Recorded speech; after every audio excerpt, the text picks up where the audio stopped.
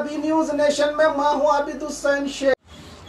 भारत में 4 monkey pox के मामले आए सामने। WHO वर्ल्ड हेल्थ ऑर्गेनाइजेशन ने किया हेल्थ इमरजेंसी का ऐलान। दुनिया भर में मंकी पॉक्स के मामले बेहद गंभीर होते जा रहे हैं। इन्फेक्शन के ज़्यादा मामले मर्दों में पाए गए हैं जो मर्दों के साथ गैर फितरी जिनसी ताल्लुकात रखते हैं। ये इन्फेक्शन काफ़ी खतरनाक है। दुनिया के 75 देशों में अब तक 16,000 मामले सामने आए हैं, तो वहीं भारत में 4, दिल्ली और पहला मामला केरला में देखा गया। टोटल 4 मामले भारत में आने से आरोग्य मंत्रालय हाई अलर्ट।